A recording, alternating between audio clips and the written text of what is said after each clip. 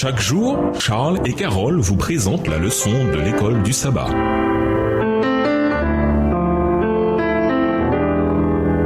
Bienvenue dans votre émission. Dieu nous parle. Nous voilà à la leçon de mardi. Rome est le prince de l'Alliance. Lisons Daniel 11 et versets 16 à 28. Bien que le texte soit difficile, quelles images retrouve-t-on ailleurs dans Daniel? Daniel 11 et versets 16 à 28. Celui qui marchera contre lui fera ce qu'il voudra et personne ne lui résistera. Il s'arrêtera dans le plus beau des pays, exterminant ce qui tombera sous sa main. Il se proposera d'arriver avec toutes les forces de son royaume et de conclure la paix avec le roi du Midi. Il lui donnera sa fille pour femme dans l'intention d'amener sa ruine, mais cela n'aura pas lieu et ne lui réussira pas. Il tournera ses vues du côté des îles et il en prendra plusieurs, mais un chef mettra fin à l'opprobre qu'il voulait lui attirer et le fera retomber sur lui. Il se dirigera ensuite vers les forteresses de son pays et il chancellera, il tombera et on ne le trouvera plus. Celui qui le remplacera fera venir un exacteur dans la plus belle partie du royaume, mais en quelques jours il sera brisé et ce ne sera ni par la colère ni par la guerre.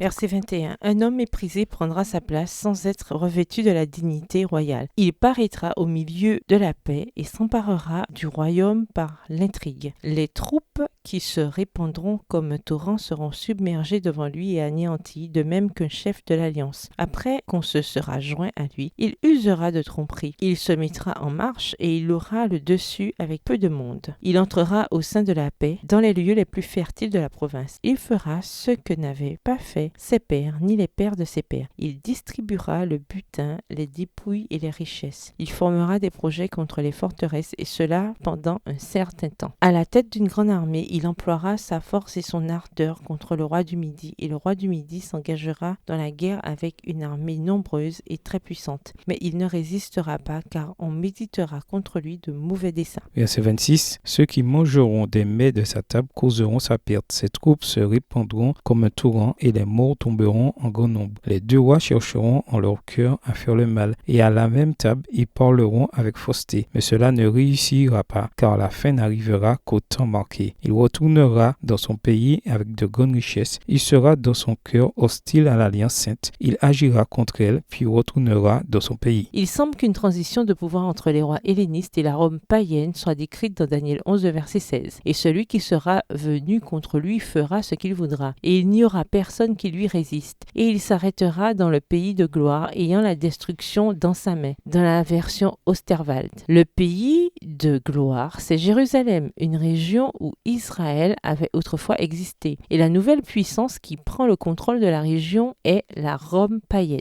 Le même événement est également représenté dans l'expansion horizontale de la petite corne qui atteint le pays de gloire. Daniel 8, verset 9. Ainsi, il semble clair que la puissance aux commandes du monde à ce stade est la Rome païenne. Des indications supplémentaires dans le texte biblique renforcent cette perception. Par exemple, l'exacteur, version Darby, doit renvoyer à César Auguste. C'est au cours de son règne que Jésus est né, quand Marie et Joseph voyagent jusqu'à Bethléem pour le recensement. Daniel 11, verset 20. En outre, d'après la prophétie, ce chef sera remplacé par un homme méprisable. Daniel 11, verset 21. Comme l'histoire le montre, c'est Tibère, l'un des fils adoptifs d'Auguste, qui lui succéda. Tibère est connu pour avoir été une personne méprisable et excentrique. Par-dessus tout, d'après le texte biblique, c'est durant le règne de Tibère que le prince de l'Alliance serait brisé. Daniel 11, verset 22 dans la version Darby. C'est une référence claire à la crucifixion de Christ, également appelé Messie, le prince. Daniel 9, le verset 25 dans la version Darby. Voir également Matthieu 27, les versets 33 à 50. Car il est mis à mort pendant le règne de Tibère. La référence à Jésus ici en tant que prince de l'Alliance est un marqueur puissant qui contribue à nous montrer le déroulement des événements historiques. En donnant à nouveau au lecteur des preuves fortes de l'étonnante présence de Dieu, Dieu avait raison sur tout ce qui est arrivé dans ses prophéties. Alors, nous pouvons lui faire confiance sur ce qu'il dit à propos de l'avenir. Même dans tous les événements politiques et historiques, Jésus de Nazareth, le prince de l'Alliance, est révélé dans les textes. En quoi cela contribue-t-il à nous montrer que malgré les bouleversements et les intrigues politiques, Jésus demeure central dans l'Écriture? Au revoir. Et à demain si Dieu veut. Dieu nous parle. Chaque jour, Charles et Carole vous présentent la leçon de l'école du sabbat.